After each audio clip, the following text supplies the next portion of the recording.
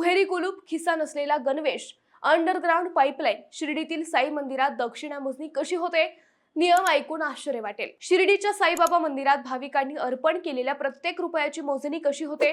तर मंडळी, दर मंगळवार आणि शुक्रवार सकाळी 7:30 वाजता मोजणी सुरू होते. यावेळी संस्थानचे अधिकारी, अधिकृत बँकेचे प्रतिनिधी, धर्मादाय विभागाचे अधिकारी आणि सुरक्षा कर्मचारी उपस्थित असतात.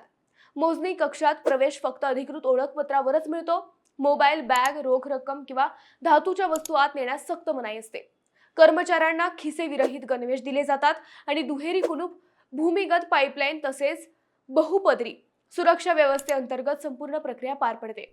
अत्याधुनिक मशीनवर नोटा आणि नाण्याची अचूक मोजणी केली जाते. परदेशी चलन देशनिहाय वेगळे नोंदवले जाते, तर सोन्या चांदीच्या वस्तू आणि मौल्यवान दागिन्यांचे तज्ज्ञांकडून मूल्यांकन करून पंचनामा केला जातो व त्या सुरक्षित स्ट्रॉंग रूम मध्ये ठेवल्या जातात. या दक्षिणेचा उपयोग भक्तनिवास, प्रसादालय, दर्शन व्यवस्था, श्री साईनाथ रुग्णालय, शिक्षण, सामाजिक उपक्रम, स्वच्छता, सुरक्षा आणि भाविकांसाठी आधुनिक सुविधा उभारण्यासाठी केला जातो.